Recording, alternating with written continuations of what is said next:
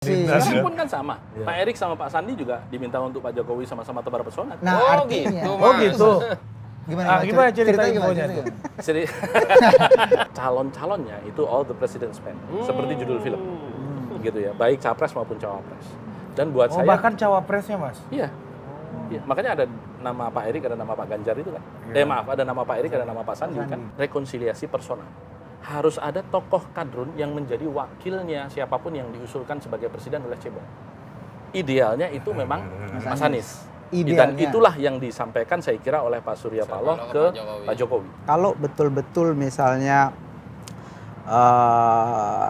pemilu ditunda atau sistemnya diubah menjadi proporsional tertutup, itu akan terjadi penurunan tingkat partisipasi yang cukup signifikan.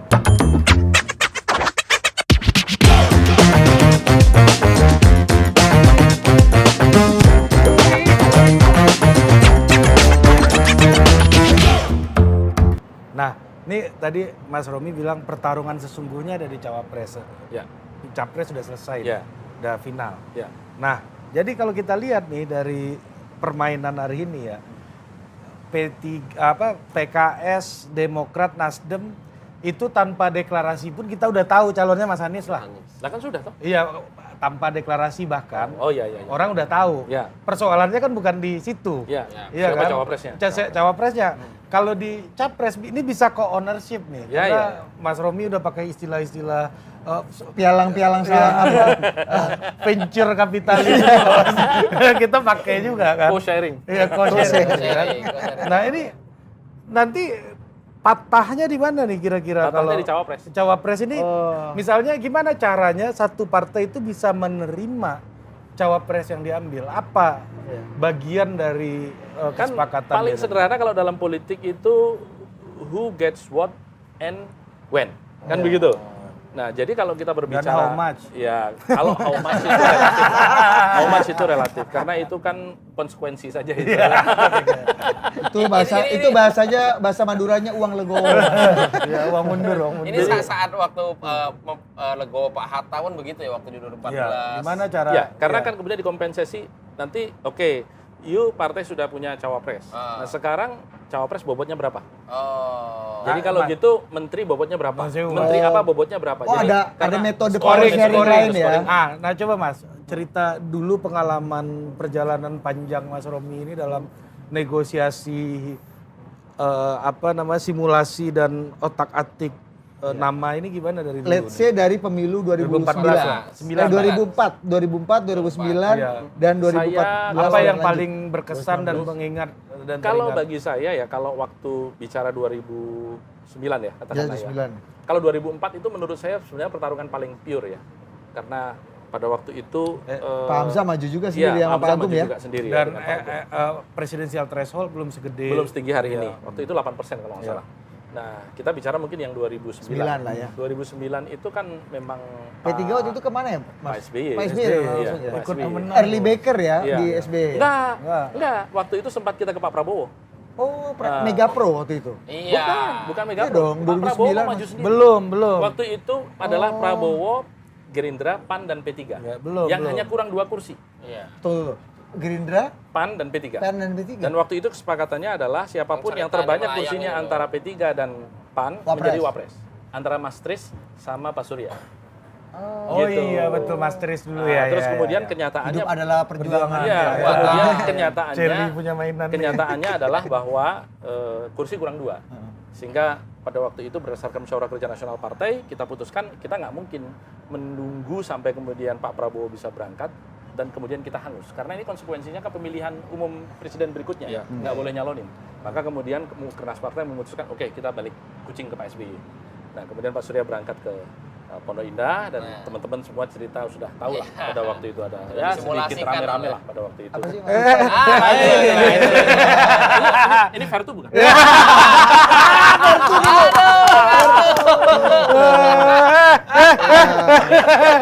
Barbukti Vertu. Anda Gen Z. Tunggu. Anda Gen Z nggak ngerti Anda Gen Z. Nggak ngerti Anda Vertu itu apa. Lanjut, Pak. Waktu itu belum ada iPhone 14 ya? belum. Jadi kemudian yang terjadi adalah kita balik kanan Pak Prabowo nggak terima pada waktu itu, kemudian meminta waktu. Oke, Pak Surya bilang oke, saya kasih waktu, asal bisa merangkul semua partai non parlemen. Ada Pak Eros Jarot, ada partainya Pak R. Hartono, pada waktu itu macam-macam ya. PMBK, Nah, kira-kira Pak SBY sudah tahu duluan. Besoknya udah diselesaikan semua sama Pak SBY. Jadi kemudian Dan kita waktu itu lagi mantap. kuat-kuatnya beliau. Iya, Mas, ya. kemudian kita sudahlah Pak SBY lah nggak ada pilihan. Nah itu yang terjadi. Yang 2014 kan kita mengusung Pak Prabowo ya, dengan Pak Hatta. Nah soal kaitan dengan bagaimana kita bisa menerima Pak Hatta, ya tentu kita berbicara pertama PAN kursinya lebih banyak. Nah yang menjadi pertanyaan sebenarnya dan perlu lebih ditanyakan kenapa Golkar juga Golkar pada waktu itu Golkar Iya, ya, Pak Prabowo. Iya, sebenarnya April hanya September. Golkar yang ditanya. Kalau Iya. P3 wajar karena kursi PAN lebih banyak. Oh. Gitu. Golkar dijanjikan Perdana Menteri. Nah kira-kira Iya kan? senior minister. Senior minister. Gitu. Nah, Lee Kuan Yew lah itu ya. selalu ada begitu. Itu nggak ada Ada undang-undang take itu. and give-nya di politik itu. Nah, pada waktu itu pertimbangan kita satu itu kan memang lebih besar daripada kita.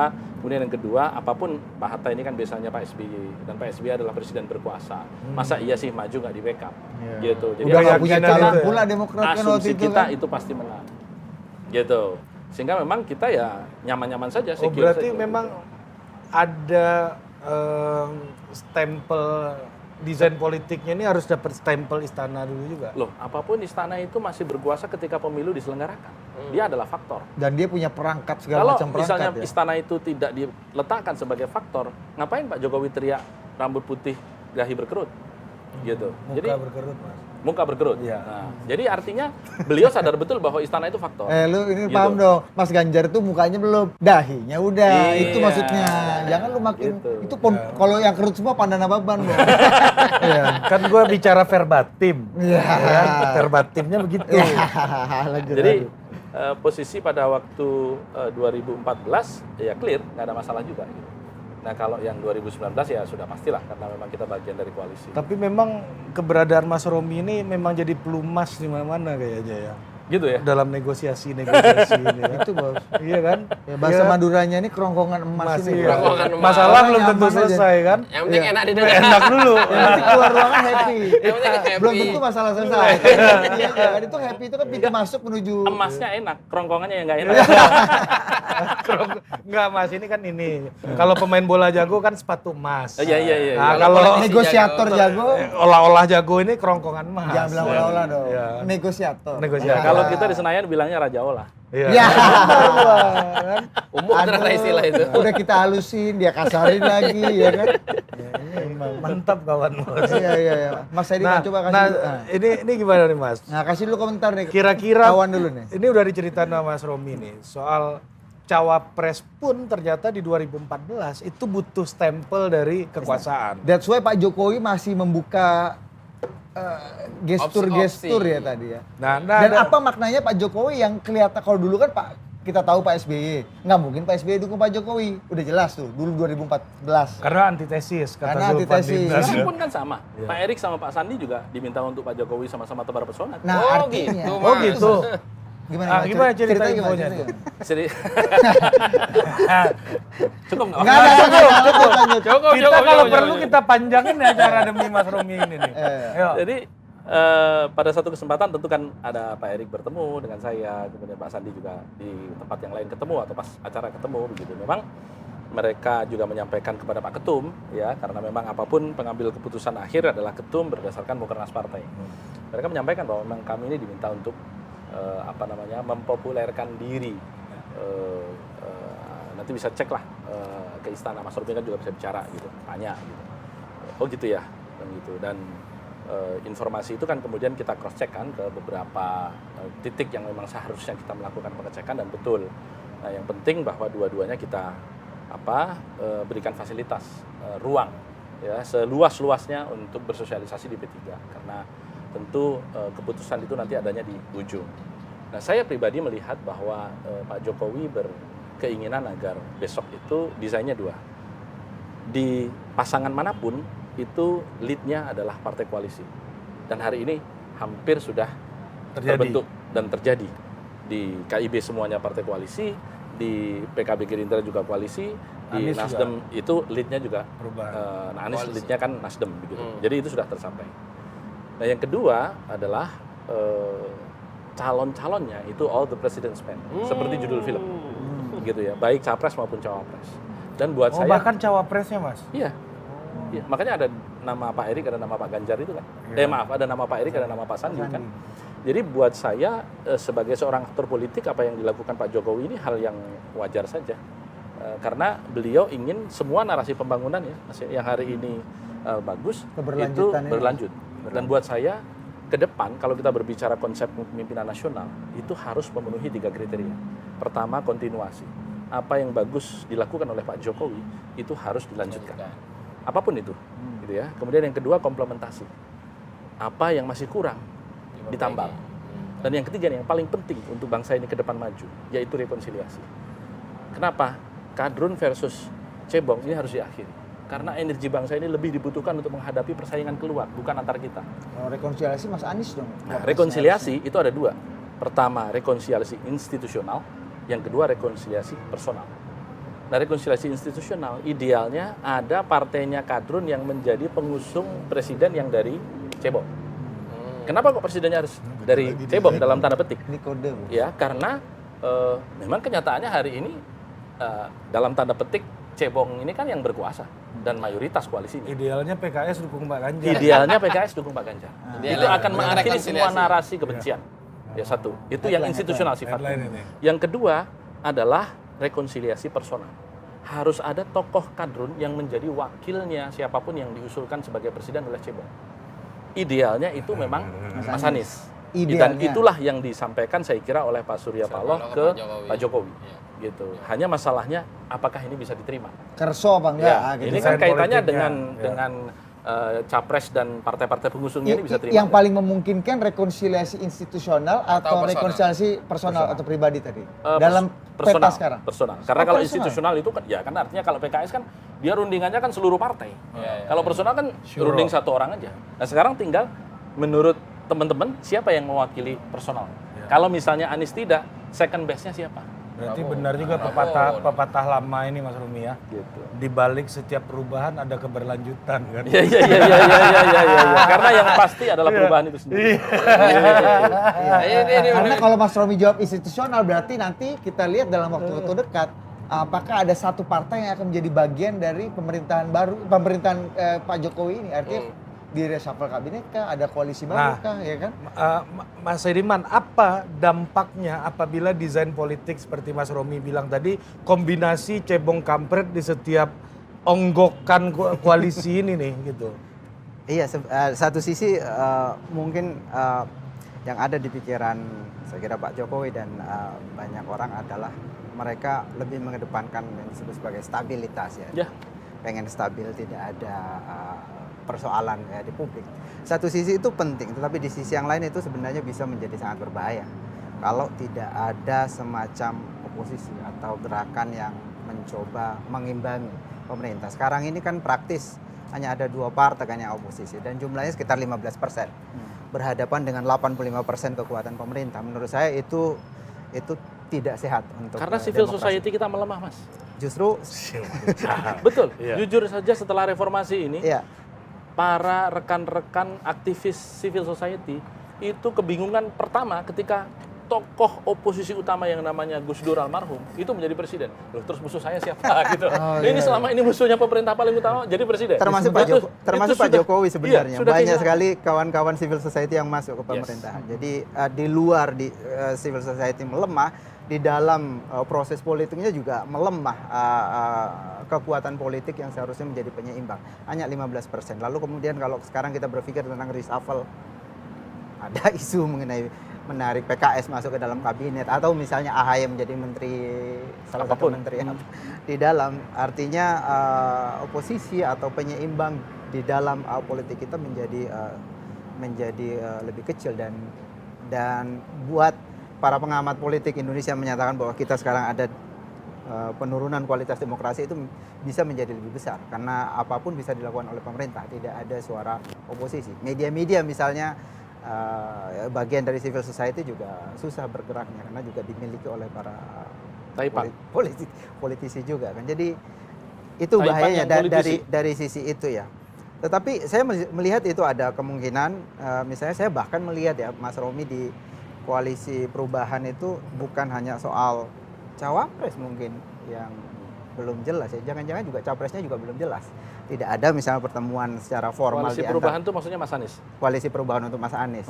Bukannya Mas udah Anies clear sudah deklarasi clear. semua, Mas. Kita tidak tahu, tidak ada deklarasi formal kan di antara ketiga partai itu. Belum. Yang bersama belum. PKS belum, sudah deklarasi sendiri. Nasdem Sendiri-sendiri paling tidak awal. Demokrat kemarin baru kan? Iya, baru Demokrat. pas Itu kan Demokrat. Itu Di benar nggak baptis. sih pada waktu deklarasinya PKS ada dubes Amerika di situ? Wah, nggak tahu. Torik nih katanya hadir di situ gimana? Jadi bagian dari tukang sound. Iya, kalau tidak benar itu ya. Bantah-bantah dulu nih. kalau kata Apapun yang dikatakan di sini bisa dipercayakan nih. Kacau ini. tapi kalau kata Hasan Nasbi deklarasinya kayak di tempat pengungsian gitu. Nah, itu yang di bandara. Bandara. Kan baru. Oh, yang baru kemarin. Baru. Sudah proper. Yang naik delman ini. Oh, iya, kan? iya, iya. Yang delmannya mundur. Iya. Misalnya kode bahwa tidak terjadi reshuffle untuk menteri-menteri Nasdem, kan bisa juga itu dibaca bahwa sebenarnya Nasdem mungkin juga belum clear soal capres mereka. Jangan-jangan Atau barter. Mas, kalau kita balik kata Mas Romi tadi bahwa Anies pun sekarang sudah dianggap the all president man. President's man. Oh, ya iya, bisa iya, iya. ditafsirkan Iya kan? gitu. Jadi- tapi agak berisiko ya saya Ya, kira. jadi semua bagian dari desain politiknya Pak Jokowi. Iya. Iya kita Iya. berpikir konspiratif jadinya. Iya, Ya. iya. Tapi saya melihat agak Emang kalau juru bicara Pak Jokowi, menterinya Pak Jokowi gimana konspiratif itu? Iya iya. Tapi saya melihat Anies agak jauh ya menurut saya. Antitesis Itu Anies ya. jauh dari Agak berisiko kalau kemudian kita menganggap itu bagian dari desainnya Pak Pak Jokowi. Jokowi ya. Karena Karena antitesis saya Pak Jokowi. saya melihat bahwa Tapi dalam politik itu gini loh Mas Ediman. Don Kalau ini kamu kalau nggak ada- bisa menang, mengecil kekalahan. kamu mengecil Daripada Anies ini nggak ditemenin, lebih baik ditemenin aja wapresnya desain dari Iya, daripada istana. liar-liar amat, Ya. Pak, Mas ya. Kayak Pak Amin Rais ikut pemilu ini kali ya. Daripada civil society punya toko, ya kan, ibaratnya, ya Jatuh masuk nih. aja barang kan, Iya jadi kan? partai gitu misalnya. Misalnya. juga menarik ya, saya pengen komentari sedikit soal P3. Di survei-survei kita ini P3 agak turun suaranya. Dan saya kira salah satu, satu-satunya partai lama yang suaranya Turun. relatif turun dan secara konsisten ya sejak 99 sampai sekarang turun adalah P3.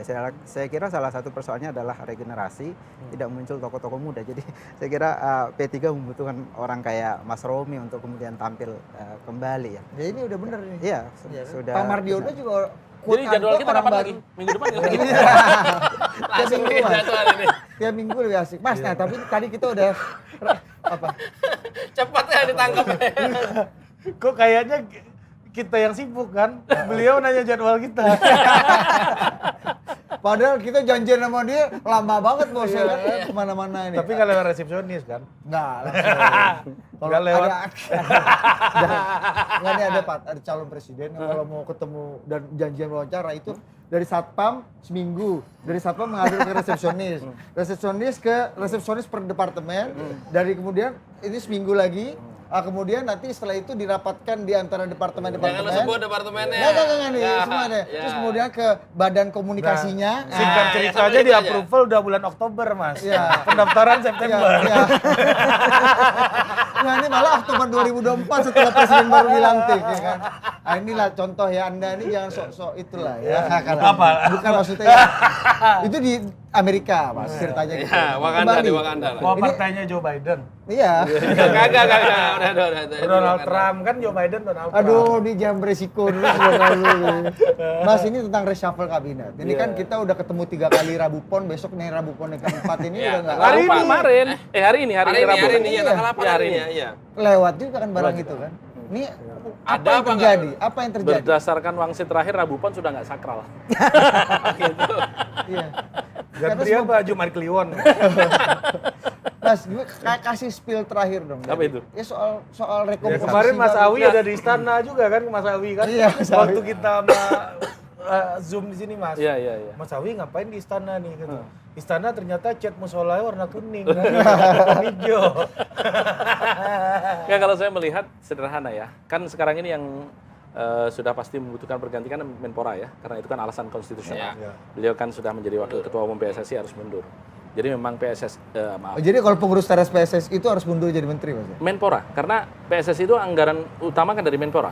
Iya. Kalau Pak menteri yang Zainuddin lain tidak boleh bisa menerima anggaran dari dia sendiri kan gitu. Iya, betul. Menteri Jadi yang memang lain harus oke lah ya. secara official mundur. Kemudian yang kedua tentu perimbangan-perimbangan politik ke depan dalam rangka Pilpres. Ini yang saya melihat belum selesai. Gitu. Itulah kenapa kemudian Rabu Pon itu tertunda begitu. Karena ini kaitannya dengan konstelasi politik 2024 gitu. Nah, mungkin di dalam konteks ini Presiden belum selesai nih berunding dengan partai-partai yang diajak berunding entah untuk masuk atau untuk kemudian keluar begitu. Ini belum selesai. Nah, karena kalau kebutuhan, nyata-nyata kebutuhan itu di depan mata. Zainuddin Amali jelas Ya, betul, harus betul, ganti. betul. Gitu. Harusnya di Rabu Pon pertama itu bisa diambil kesempatan Ya. reshuffle kalau memang Jadi sudah stick beres. or carrot-nya lagi diatur nih. Iya. Tapi ada juga yang sifatnya kosmetik. Ya, artinya ini kan para menteri sudah terlanjur menjadwal buka bersama, ya kan? Kemudian lebaran Oh begitu iya. ya. Supaya minimal terakhir dulu lah open house. Di rumah dinas ini Gitu loh. di Jalan Denpasar. Iyalah di gitu. Chandra, iya, Kasih dulu dipakai lah. Kasih ya. dulu lah open house, masa kalian ini kejam kali. Iya, iya, Tinggal benar. satu Rabu Pon lagi aja. Dan satu bos abis halal bihalal Nah, iya. Sekalian pamit. Mantap gitu. juga alasannya kerakyatan sekali. Memang nasionalis religius ini ya sebenarnya kayak gini, Bos. Mas, tapi akan ada kejutan yang eksponensial nggak dalam rekomposisi kabinet terbaru nanti?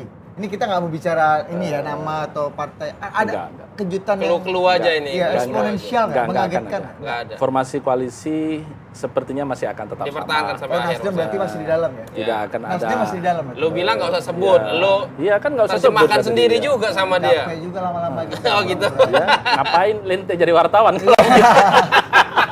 Makanya jadi konten kreator. Udah gak wartawan lagi. Oh, nggak wartawan lagi Iya. dia. Jadi tidak akan ada perubahan yang berarti sepertinya dari susunan anggota koalisi karena semula kan ada desain-desain misalnya PKS masuk atau Demokrat masuk begitu. Rupanya itu melemah sinyalnya gitu. Oh, ada desain seperti itu, Mas? Ada keinginan untuk merangkul semua sebenarnya. Dan saya kira ini Mas Saidiman juga tahu persis ya apa namanya Bola sebagai dilempar salah ke satu kawan. penasehat Iya. gitu. Penasehat. Ya kan lembaga-lembaga survei ini kan penasehat istana Iya. gitu. Konsultannya istana ya Mas. Enggak, kalau Biar konsultan bukan Mas Romi ketinggian. sumbernya, jadi ada penasehat ini kan. Ya, biar Mas Diajak Saiman kan aja. tahu semua kan dilempar bola ke kawan ini kan. Iya. Terus yang kedua saya kira ini lebih ke apa ya? Ya untuk memperkuat kinerja kabinet di sisa pemerintahan Pak Jokowi saja. Saya kira itu saja dan kebutuhan-kebutuhan politik ya. Kapan terakhir ketemu presiden Mas? Waktu Nah, ini gue mau nanya juga nih. waktu kawinan karena waktu Harlah saya kan ada di Doha. Nah, itu pertanyaannya. Sebagai ketua MPP P3, Ya. waktu Harlah, kenapa nggak ada di tempat? Mas? Karena tanggal berubah-ubah. Kita sudah terset.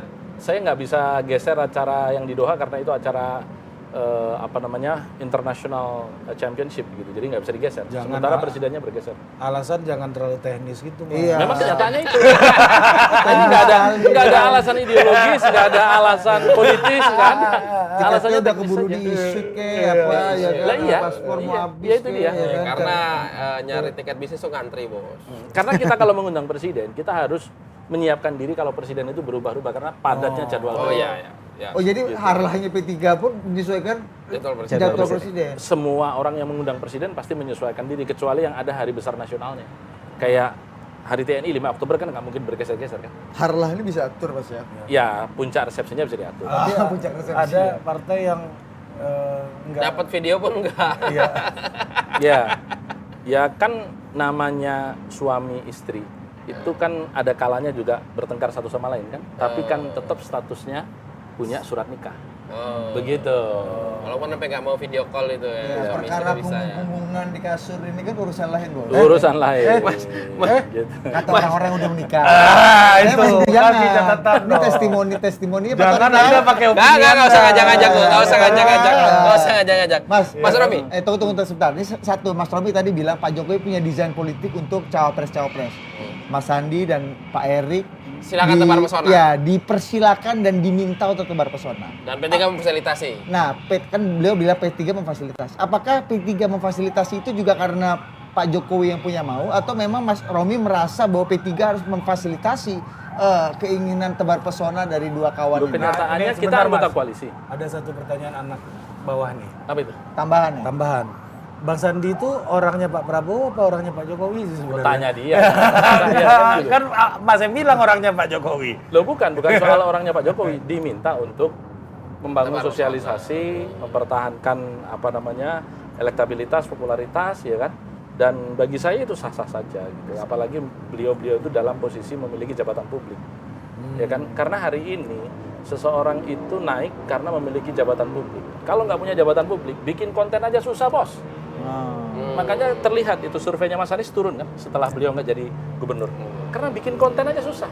Tapi kalau ente jadi pejabat publik, jadi gubernur, sehari mau bikin konten 10 bisa. Hari ini ke Tanah Abang, bagi sembako, besok nengok got mampet, besok nengok apa, bisa, mudah. Kalau masih ada ini Jadi di itulah Pelumpang kenapa ini kemudian bisa elektabilitas beliau Mas nih. Anies Iya. turun. Karena nggak punya lagi jabatan publik. Oh iya. Gitu loh.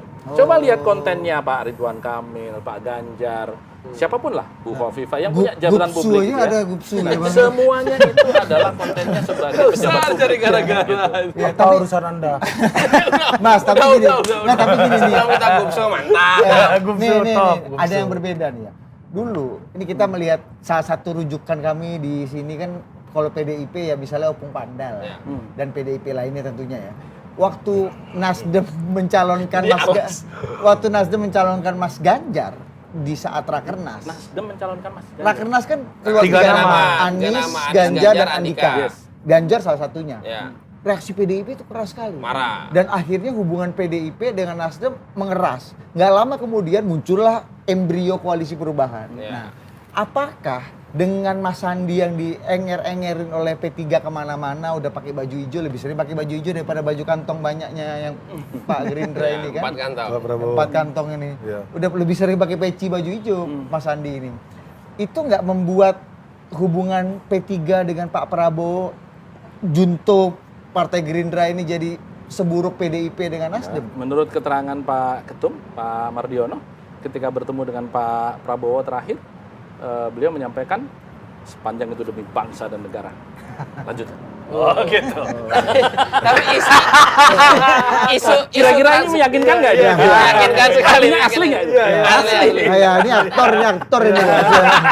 Tapi isu transfer Sandiaga dari Gerindra ke P3 itu masih nggak? Masih ada? Oh semua itu atas sepersetujuan Pak Prabowo tentunya nanti. Kirain Pak Jokowi. Dan juga saya kira Pak Sandi menunggu petunjuk Pak Jokowi sebagai pembantunya. Oh begitu. Soal pindah partai pun menunjuk. Loh, Karena apapun menteri, beliau kan Bos. pembantu presiden. Itu legitimasi aktornya. Manuver apapun yang dilakukan seorang pembantu presiden, fatsunnya harus melapor kepada atasan langsung. Ini udah terjawab pertanyaan gue nih. Bang Sandi pembantu presiden. Iya, memang pembantu Berarti presiden. orangnya Jokowi gitu, lebih begitu kan. Iya, iya. Kalaupun hubungan P3 dan Pak Prabowo masih baik dalam hal ini, artinya ini atas kehendak presiden juga berarti. Betul. Iya. Tapi ujungnya apapun yang kita ngomongin kayak gini, Mas Sadiman bikin survei, elektabilitas ya kan, nggak akan terjadi kalau pemilunya nggak jadi. Ya. Kemarin PN Jakarta Pusat udah kasih keputusan yang menegangkan semua orang ya kan, pemilu ditunda 2 tahun 4 bulan Ya, segala sama macam. ada apa namanya? Semua orang menghakimi ya kan, macam-macam ya. Terus ditambah lagi dengan roman-romannya. Ini MK ini mau ada putusan proporsional terbuka, tertutup dan tertunda ini. Mas. Iya. Ya, dalam waktu juga tidak lama lagi. Nah, tapi yang bikin romansa lebih gila lagi, kan kita masih optimis istana Iya. membantah semua menghakimi PN Betul. Jakpus. Muncullah nih kawan, Roma Hormuzi ini kan, ya kan? Coming Ya. from behind. Iya, coming from Siapa behind. dia? Iya. Coming from behind ini kan. Emang Ini counter detiknya attack. emang mantap ya. Mas Romi dari tadi artikelnya fotonya beda-beda. Banyak stok kita.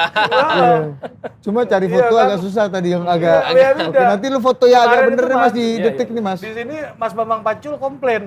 Fotoku yang mau diganti. Jangan itu. Ternyata lebih banyak stok foto beliau kan. Nah, ini satu politisi yang baru ku dengar sangat bertentangan dengan semua opini baik Satu politik. politisi di luar Partai Prima tentunya ya. Bahkan Partai Prima pun nggak ngereken ini putusan ya, Iya. tapi lebih ke kita Iya, harus hormati, dizolimi hormati. apa, Iya, hormati. Partai Prima merasa itu kemajot juga. Iya. Itu namanya kalau Bos, gua minta ini juga, Bos. secara hukum namanya ultra petita. Ultra petita. Dia memberikan putusan lebih dari yang Lebih diminta. dari itu. betul. Tapi ya. ini menurutku ini lagi coming from behind nih bahasa Marokonya. Iya. Apa yang membuat ini 50-50 nih Mas? Pertama, kita berbicara prosedur hukum. Ini baru putusan PN. Ya. Sebagai sebuah putusan hukum kita harus hormati.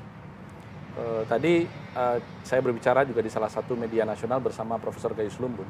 Profesor Gayus Lumbun juga tentu kalau kita berbicara hukum, 5 ahli hukum pendapatnya bisa 10. Gitu. Jadi menurut beliau pun dalam konteks ini kita harus hormati sebagai sebuah putusan. Yang kedua, masih ada banding kalau KPU banding. Karena KPU tadi di media yang sebelum ini saya datang mengatakan pasti banding sebelum tanggal 16, berarti sudah pasti banding, maka akan ada putusan banding, which is itu 3 bulan lagi. Kemudian kita berbicara kasasi 3 bulan lagi setelah itu. Artinya kita berbicara 9 bulan ke depan, ini masih akan ada putusan. Seandainya putusan itu kan 50-50 peluangnya. Apakah itu menguatkan putusan PN atau membatalkan putusan PN? Kalau kemudian hakim atas nama menjunjung tinggi keadilan yang ternodai dari tidak diikutkannya Partai Prima, kemudian memenangkan Partai Prima dengan menguatkan putusan PN, maka di ujung dari tahun ini kita mendapati putusan kasasi. Nah, ketika ada putusan kasasi, ini kan oleh lembaga Mahkamah Agung, yudikatif, yang beda kamar dengan eksekutif. Katakanlah Menko Polhukam mengatakan, abaikan. Loh, kan pemerintah nggak bisa. Kalau begitu caranya nanti semua putusan pengadilan abaikan. Nah, pengabaiannya ini dengan cara apa? Nah, pengabaiannya ini tentu dengan ketika ada sengketa antara 2 lembaga negara yang memutus siapa? Antara eksekutif dan yudikatif. Siapa? Dia belajar tata negara kan? Iya. Mahkamah Konstitusi. MK. Jadi ini masuk ke Mahkamah Konstitusi nanti. Logikanya begitu, logika hukumnya itu begitu. Karena antara eksekutif yang nggak mau melakukan dengan putusan yudikatif jika nanti mengeluarkan putusan PN berbeda. Nah, ketika nanti MK putusannya seperti apa? Nah, kita tunggu. Derby. Maka saya sebut 50-50. Mas, misalnya nih, kalau kan KPU banding ke PT. Iya. Misalnya menang, Ya. membatalkan putusan PN. PN. Bisa nggak dibanding lagi oleh Bisa, Prima kasasi, atau Bisa, Prima. bisa. Bisa? Sampai kasasi. Bisa kasasi. Oh, Bahkan gua nggak sampai terima PK. nih. Bisa tuh. Bisa sampai PK. Dan itu 9 bulan dalam logika dalam hukumnya SEMA, dalam surat edaran SEMA. Mahkamah Agung, banding itu maksimum 3 bulan, kasasi itu maksimum 6 bulan. Artinya akan ada 9 bulan ketidakpastian. Dari hari ini sampai dengan 9 bulan ke depan. Buset. Kecuali Partai Prima tiba-tiba berhenti atau putusannya Diterima. yang bagian itunya Yang kedua, kita juga menunggu Gagal, kan? putusan Mahkamah Konstitusi soal proporsional tertutup atau terbuka. Apa hubungannya dengan Loh, karena kalau kemudian proporsional tertutup itu Diubah diputuskan sistemnya. pada saat partai-partai sudah mencalonkan nama-nama, bisa ribut partai-partai. Bisa ribut itu. Maksud saya bisa ribut itu caleg kita satu sama lain lah, kan kemarin kita ditaruh di nomor sekian mau karena terbuka. Kalau tertutup gimana? Wah, gaduh. 13.000 caleg kali 18 partai. 250.000 orang. chaos? Kalau chaos apa yang terjadi? Tunda. Mundur. Mas, tapi masa sih Ini pertama kali nih Mas. dapat ini. Derby County terzolimi Liga Inggris ditunda, Mas. Iya. Kenapa lu dari county, Bos? Iya kan? Prima, Bos. Masa Newcastle gue sebut? Udah tinggi, Bos. Iya, udah Wolves, tinggi. Wolves. Bos. Sejak masuk Raja Arab ini kan. Anies Baswedan juga. Jaringannya udah kacau. Kacau. Ini live lagi. Begitu. Jadi Ya, nggak apa-apa. buat saya angka 50-50 itu bahkan ketika di media sebelumnya mereka gelar survei singkat. Dari media internet tentunya ya. Di survei itu 70-30. Ada 30 yang 30 yang bukan setuju. Mereka meyakini pemilu akan ditunda. Iya. 70 tidak setuju. Angkanya kan masih kurang lebih. Itu baru satu putusan PN. Nanti kalau sudah putusan banding menguatkan PN, nambah lagi 10 jadi 40. Nanti kalau kasasi 50-50. Bisa malah lebih.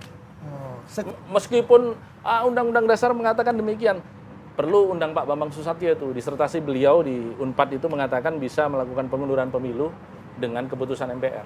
Disertasinya. Ini disertasi beliau. Disertasinya luar biasa Artinya sekali. Memang Pak itu, Bamsud ini mau menurut saya perlu udah diundang belum? belum. Sudah pernah, tapi bukan Udah soal pernah, ini. ya. Nanti Nah, kita coba undang. soal macan waktu itu ya. Bukan juga ya. bukan. Oh, iya, bukan. Soal mobil Mercy yang- Perpanjangan. Oh, bukan, perpanjangan. Udah Ya. Nah, jadi artinya memang dinamika itu ada. Saya tidak kemudian mengatakan bahwa P3 setuju penundaan. Saya memotret realitas. Fakta politiknya. Fakta politiknya begitu. Begitu. Jadi sebagai partai politik bagaimana pendapat P3? Ya P3 sesuai dengan apa yang tercantum di undang-undang, tahapan pemilu harus tetap dijalankan. Kan begitu. Bagaimana pandangan P3 dorongan kepada KPU? Kami tidak dalam posisi mendorong atau menunda. Gitu loh. Silahkan aja KPU gimana penilaiannya. Wong mereka yang kemarin digugat. Kan Nah, begitu saja. Mas Saidiman, ini satu penjelasan yang agak berbeda dari semua penjelasan yang menghakimi putusan itu, dan ini narasi yang ya tadi lagi coming from Rihan itu. Kiai Sobari, Kang Sejo ketemu Tuhan ini. Melihat Tuhan ini bilang menduga sama dengan menuduh dalam politik. Nah ini menduga dan membaca nih. Artinya mungkin 50-50 kejadiannya seperti yang Mas Romi katakan. What do you think? Iya, sebetulnya kalau dikatakan 50-50 atau berpeluang itu sebenarnya bagian dari ajaran Islam. Kita mungkin wujud, sesuatu yang mungkin, sesuatu yang ya dia bisa ada atau dia bisa terjadi. Saya kira biasanya cara orang membaca masa depan ya begitu. Ada kemungkinan membuka peluang. Tetapi gini, yang ingin saya garis bawahi, saya tidak terlalu mengerti hukum ya, tapi saya ingin menggarisbawahi bahwa ketika kita memilih demokrasi sebagai sistem politik, maka kita harus selalu mendengarkan apa pandangan publik.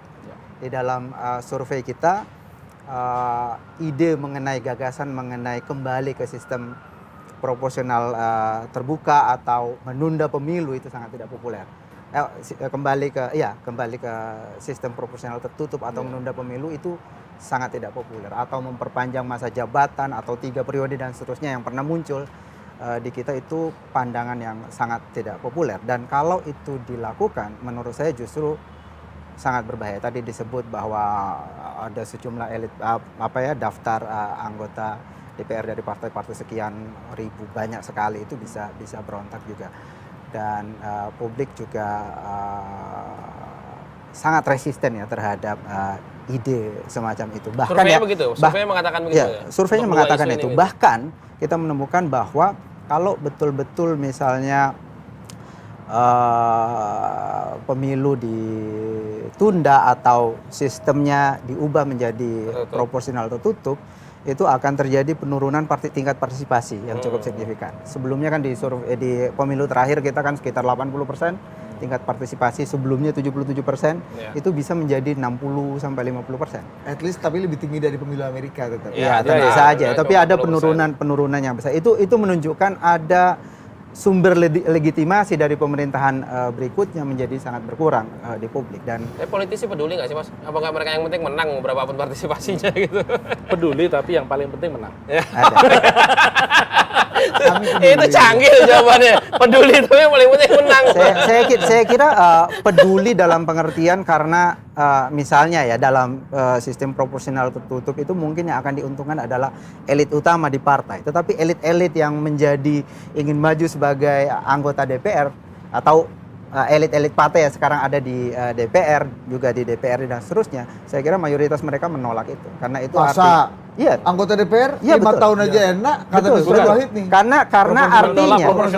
Karena artinya yang akan menentukan itu adalah elit partai. Yang mereka tidak bisa bertarung secara terbuka lagi seperti sekarang. Bayarnya ke elit partai. Jadi ya bayarnya juga ke elit partai dan mungkin lebih besar. Oh gitu, lebih besar. Bisa jadi lebih besar. Kalau publik memaknai misalnya politik uang itu kan beda-beda. Ada yang melihat itu sebagai satu pujian, ada yang bahkan melihat itu sebagai perbuatan yang tidak menyenangkan, itu sebagai hinaan ketika Anda dikasih. Itu bisa dimaknai demikian di publik kita. Dan ada banyak penelitian tentang itu ya. Misalnya dilakukan oleh Susan Stokes itu di Amerika Latin, ya mereka menemukan bahwa politik uang di masyarakat itu dimaknai beda-beda. Sebagai pujian atau sebagai hinaan, sebagai representasi dari bahwa dia punya kesungguhan untuk maju dan seterusnya. Itu beda-beda cara pemaknaan. Kalau kita bicara perpanjangan kalau kita yang pasti politik uang dimaknai sebagai pendapatan. Itu pasti. Itu saya yakin itu nggak berbeda, semua orang itu pendapatan. Pendapatnya riset Mas. Di Bogor Mas, saya pernah riset Mas 2019 yang lalu. Di Bogor itu 1 kakak dan terima 3 juta. Iya, gitu, memang. Mulai dari DPRD, provinsi, BRI. Open source ya, open source. Pasirisap istilahnya. Istilahnya pasirisap. Artinya apapun, tunggu. Mas Saidiman sebentar. Anda kemudian setelah ini masih perpanjangan non seuri. Masih soal perpanjangan. Banyak yang menganggap bahwa seperti Mas Romi segala macam itu putusan hukum. Mau bagaimanapun suka nggak suka masuk akal atau hormati dulu.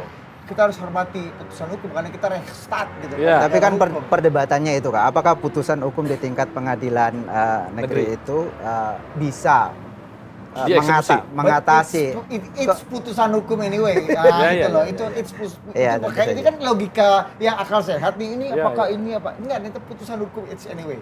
Tapi hal yang lain secara politik. banyak orang yang menganggap bahwa ini bukan murni ansih putusan hukum. Ya, justru ini itu. operasi politik. Justru itu. Seberapa setuju atau nggak setuju Anda? Saya setuju dengan itu. Karena kan itu Apa indikasi itu kan menunjukkan sangat apa? tidak logis. Satu pengadilan yang sebelumnya punya wilayah teritori tertentu itu Iya. kemudian ingin mengubah satu negara gitu. Karena Ya, Debbie Country ini ya. ya, Lebih konti. ya itu lebih tetap konti, persis ya. dengan alasan itu. Kemudian ya itu kan pada akhirnya semua hal bisa dijadikan begitu. Sekarang partai politik yang mengadu. Mungkin nanti ada warga, sekelompok warga misalnya, saya dirugikan lalu kemudian komunitas tikus putih gitu. iya, saya dirugikan dengan satu kebijakan tertentu dan itu mengurangi Bisa aja, kan? mengurangi kesempatan saya untuk berpartisipasi di dalam pemilu misalnya, pemilunya ditunda. Itu kan bisa dibikin. Itu kacau sekali kalau kita cara berpikirnya. Jadi Anda lebih mencium ini bukan putusan hukum ansih ya, ini Iya, operasi betul. politik. Kalau Anda Pak Menko lihatnya gimana? Polhukam kan sudah mengatakan bahwa pasti ada operasi. Di tweetnya kan mengatakan begitu. Pak Meskipun Menko suruh ini buktiin, mantap. mana buktinya kan begitu. Mas Hasto juga bilang kekuatan besar ya kalau nggak salah ya, Mas Hasto ya. Betul. Ya. Nah, Menurut Anda sendiri gimana, Mas Romi? Saya tidak bisa memastikan karena itu betul-betul spekulatif. Indra penciuman aja. Ini kita bicara indra penciuman aja kan saya nggak akan nanya sampai bukti ya. kecuali tapi indra Anda penciuman COVID, Anda Mas. gimana? Iya. kan penciuman agak Kecuali Saya ya, kemarin pulang dari umroh ada anosmia, COVID, jadi saya nggak bisa mencium. Dan Budi akibatnya itu- kemudian saya lihat hakim ini menurut saya memutuskan berdasarkan keyakinannya. Ya. Jadi kita kan Nggak ada di dalam dituntutan. proses hukum itu kan kita berbicara hakim itu memutus berdasarkan alat bukti dan keyakinan hakim. Oh. Nah, jadi ini berdasarkan keyakinan. dan nggak ada dissenting opinion Mas. Nggak ada Kan dissenting. biasanya dari 3 ini satu lah Ya. menolak ya kan atau ada- Untuk hal-hal yang kontroversial Itu kan biasanya tercatat begitu. tuh. Untuk hal Biasanya kontroversial dissenting itu kan begitu. tercatat kan dan dibacakan Ya. dalam putusan Ya. kan. Ini Ya. kawan ini Dan yang menarik itu memang tidak ada di petitum, tapi diputuskan di luar petitumnya. Ya, itu Jadi namanya ultra petita. tadi. Nah, Jadi luar biasa. itu biasa-biasa saja menurut saya ya secara hukum hakim membuat norma misalnya begitu. Ya. Karena kalau perdebatan bahwa ini bukan ranah undang-undang Pemilu. ranah peradilan perdata. Ya. Ini harusnya diselesaikan di Peradilan Tata Usaha Negara setelah melalui Bawaslu Ya. gitu. Nah, persoalannya adalah ada nggak kerugian material? Kalau ada kerugian material, perdata masuk.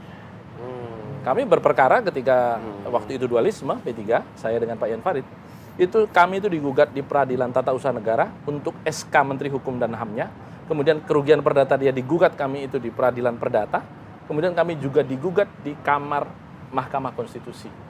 Jadi 3 kita digugat pada waktu itu. Nah, sebagai PN Jakpus sebuah juga waktu proses itu ya? gugatan ya, Dicoba PN Jakpus semua juga. jalur ya? Ya, sebagai sebuah proses hukum ya kita hormati. Gitu. Oke. Dan itulah esensi Rechtsstaat, bukan Machtsstaat. Nah, ini sebagai pertanyaan terakhir nih. Ya, ya. Dit. Sebagai closing nanti Mas Saidiman juga bisa melanjutin. Gimana Mas, bagi mayoritas partai politik, nah dalam hal ini P3 gitu ya, sebenarnya lebih enak mana? Tertutup apa terbuka? Atau tertunda? Ada dari big county ya. kalau kita berbicara terbuka tertutup, sebenarnya analisis kita itu lebih menguntungkan tertutup untuk P3. Pertama karena alasan ideologis. Menyampaikan gambar Ka'bah sebagai bahan kampanye itu lebih mudah daripada mengkampanyekan orang per orang. Ya, karena oh ini partai lama. Dan lambang Ka'bah ini adalah lambang yang paling ideologis dari seluruh partai. Dari survei yang kami gelar itu yang paling ideologis lambangnya adalah P3. Kemudian alasan yang ketiga bagi kita adalah petarung di P3. Kalau kita berbicara hari ini kenyataan politik itu membutuhkan biaya tinggi, itu hanya nomor urut 1. Tidak banyak di setiap daerah pemilihan. Jadi kalau kemudian kita bertarung dengan partai lain yang dalam satu daerah pemilihan itu petarungnya ada 3, begitu nanti diputus tertutup, lawannya 1:1. Nomor 1 kita dengan 1 mereka. Tapi kalau tetap terbuka, nomor 1 kita lawan 3 nomor dari nomor-nomor mereka, gitu. Jadi Dan secara nomor-nomor relatif, bawah kita juga. bawah-bawah kita sudah nggak bergerak karena memang lemah, gitu. Ini soal stok petarung, ya dalam konteks biaya. Oh ini P3. Ya. Iya, stok waktu, biaya waktu, gitu. Nah, waktu. itu ya alasan yang ketiga. Alasan yang keempat, bagi kita hari ini kita harus akui dan nyatakan kepada publik bahwa biaya untuk pelaksanaan kampanye dengan proporsional terbuka dari sisi negara penyelenggaraannya lebih tinggi, dari sisi caleg juga lebih tinggi. Apa konsekuensinya? Kalau kemudian caleg itu biaya majunya lebih tinggi, yang dia pikir adalah bagaimana mengembalikan uangnya. Dan yang terakhir kita bicara konstitusionalitas. Peserta pemilu adalah partai politik, bukan orang per orang. Kalau mau orang per orang, Anda ke DPD. bukan ke DPR gitu. Jadi kita berbicara sebuah spektrum alasan yang sebenarnya cukup lengkap. Dan kami memiliki pengalaman 5 kali bertarung di Pileg dengan sistem proporsional tertutup, dan di situ angka-angka terbesar P3 dalam sejarah dibandingkan dengan proporsional terbuka. Hari ini mau diakui atau tidak, yang terjadi di masyarakat kita karena dilestarikan dengan Pilkades, NPWP, nomor piro wani piro. P3 tidak punya cukup, dan juga partai-partai menengah tidak punya cukup biaya untuk bertarung dengan cara itu. Kita sedih, tapi itulah kenyataan hari ini masyarakat kita. Menyedihkan, itulah Indonesia. Raja elektoralnya itu ya Mas ya? Ya. Yang pintar, yang tadi yang cerdas itu berapa persen Mas? Pemilih 3%. Ya, hanya 3%. 3%. itu dia. Ngapain diurus? Tadi kota itu. Mas Hediman, Oke. mana yang lebih menguntungkan bagi mayoritas partai kira-kira, terbuka atau tertutup? Sebenarnya kalau kita lihat dari sisi itu, partai-partai lama yang sudah lama, terutama partai-partai yang dari Orde Baru itu sebenarnya lebih diuntungkan dengan sistem pemilihan tertutup. Karena Golkar kan, juga dong? ya termasuk Golkar, PDIP, P3 mungkin ya. Karena kan sudah lama sekali, jadi lebih mudah bagi publik terutama untuk Mengenali generasi itu ya. untuk mengenali partainya dibanding orang-orang yang baru. Tetapi secara umum itu merugikan partai-partai yang lain yang baru muncul, terutama yang muncul setelah reformasi ini.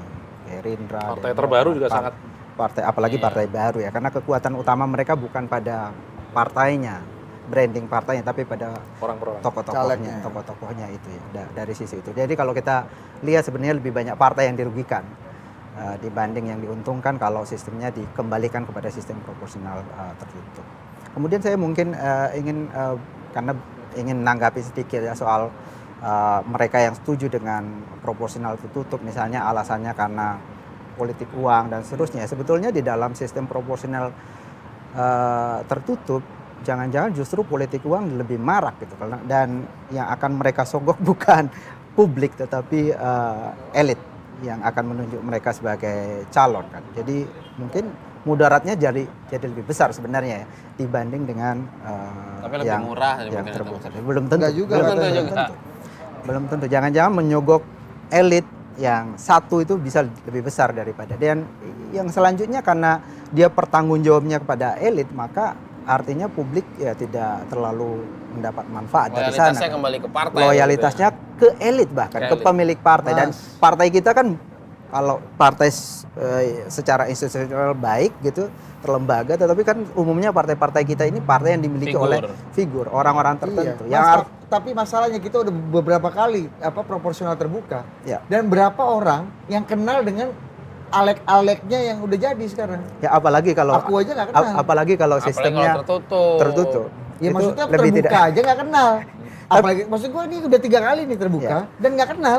Tapi Apalagi tertutup. secara umum sebenarnya saya ingin nyoroti bahwa kadang-kadang orang berpikir bahwa apa yang dipikirkan oleh elit itu lebih baik daripada yang dipikirkan oleh publik. Cara pandang semacam ini menurut saya agak bermasalah ya, menganggap bahwa publik itu begitu bodoh, tidak tahu apa-apa gitu, mereka akan mudah memilih hanya karena dikasih uang. Itu sebenarnya tidak begitu ya. Hanya karena dikasih uang, hanya karena sesama komunitas keagamaan tertentu dia akan milih, sebenarnya di pemilih kita tidak begitu. Lebih rasional atau rasional. Anda bisa baca misalnya bukunya Burhanuddin Muhtadi soal politik uang, kan itu hanya sekitar 30-40% orang yang menoleransi politik uang. Dan yang toleran sekalipun itu kita bagi-bagi lagi. Apakah kalau Anda dikasih uang, Anda akan memilih partainya, Anda akan memilih orangnya, atau memilih partai lain? Umumnya dari 40% itu mengatakan bahwa dia akan menerima barangnya, tetapi akan memilih calon yang lain. Itu pertimbangan lain untuk memilih itu. Jadi kalaupun dia dikasih uang dia terima, itu bukan berarti terjadi vote buying kan. Vote buying itu kan artinya adalah jual beli suara. Jadi ada barang yang dibeli, ada uang yang dikasih. Kalau kamu cuma dikasih uang, terus barangnya tidak dikasih, itu artinya tidak terjadi vote buying sebenarnya. Jadi kalau dalam konsep NPWP ini UWP aja ya, NP-nya belum tentu kan, nomor piro. Dan itu yang vote buying itu sedikit sebetulnya porsinya ya dari sisi itu. Tetapi yang ingin saya garis bawahi bahwa publik ini, kita ini tidak lugu-lugu amat ya. Mereka independen, mereka rasional, dan itu kita bisa gali ya dari sisi mana rasionalitasnya itu.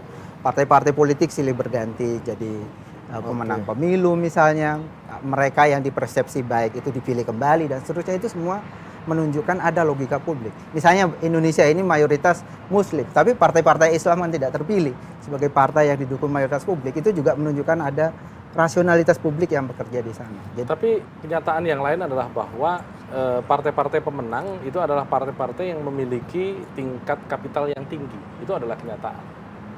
Jadi saya bisa katakan juga bahwa Gizi ini, Mas, gizi ya? mengembalikan pemilihan kepada pemilihan sistem proporsional tertutup itu sebenarnya sedang menguatkan kembali sistem perpolitikan kita. Saya memang setuju, tidak berarti kemudian pilihan elit atau partai politik itu lebih baik daripada pilihan publik, tetapi esensinya kan kemudian mengajak semua masyarakat itu kemudian berpolitik, gitu. Kalau kemudian masyarakat ternyata yang menorehkan suaranya itu hanya 60% atau 70%, ya sudah, berarti yang lain pun tidak merasa bahwa kekuasaan ini akan mempengaruhi nasib dan jalan hidup mereka, gitu. Ya kita berurusan dengan yang memilih saja, gitu. Dan itulah yang terjadi di semua negara demokrasi matang. Karena negara dengan demokrasi matang rata-rata tingkat partisipasi pemilih rendah. Gitu. Jadi kalau kita masih tinggi belum matang. Memang masih takes time. Saya masih ingat bukan disertasi, pidato pengukuhan guru besar Profesor Budiono ketika menjadi guru besar di UGM mengatakan bahwa Soal angka ini, Mas. demokrasi itu baru akan stabil ketika pendapatan per kapita seseorang itu sudah $4.000. Itu artinya 60 juta ya rupiah, berarti 5 juta sebulan. Nah kenyataannya adalah bahwa hari ini penduduk kita masih banyak yang pendapatannya jauh di bawah itu. Jadi kalau kita berbicara demokrasi ideal di Indonesia ke depan masih sangat jauh. Dan kita akan mengalami masa turbulensi dan ketidakidealan demokrasi ini sampai suatu saat kita memiliki Indonesia yang kita cita-citakan secara politik. Mantap. Mas, terakhir kasih ini loh, Mas, penutup nih. Kasih joke Madura satu loh. Tajuk Madura. Iya, kasih cerita-cerita komedi lokal folklore ada. Ya. Ini biasa kita menutup dengan Orang iya, iya, Malang situasi jok agak unik, Madura Mas. aja. Jadi ada orang Madura yang sebenarnya bukan orang Madura, orang Batak ini. Nah, Orang Batak yang kuliah di UGM. Karena sekarang ini sedang zamannya UGM sekarang ini. Zamannya UGM gitu ya. ITB ya agak-agak lewat sedikit lagi. Nah, kemudian mereka sudah kuliah di Jogja. Karena sudah di Jogja lama, kemudian pasti sudah bisa bahasa Jawa kan. Kemudian ditanya sama saudaranya, gimana kau sudah bisa bahasa Jawa? Sudah, aku saja panggil istriku Zeng. Bohong kau. Ini bukan Zeng tapi Zeng. ya, lumayan lah di Madura satu ya. Oke. Terima kasih Mas Romi, Kembali Mas kasih. Saidiman. Siap. Dan Mas Saidiman, thank you ya juga. udah boleh. Udah. Lu aja dengarnya Mas Romi aja tadi. Mas Romi, Mas Saidiman. Mas Saidiman agak pelan. Memang kita closing sering lama ya karena mereka berdebat ini ya. Debatnya nggak mutu lagi ya. Tidak ada kesimpulan, Anda simpulkan sendiri, ambil yang baik-baik, Ya. yang salah mohon dimaafkan. Ya. Sampai Yang jumpa. zalim mohon dimaafkan juga. Sampai jumpa lagi di Total Politik dan Detikcom. Adu perspektif. Adu perspektif. berikutnya. Dah.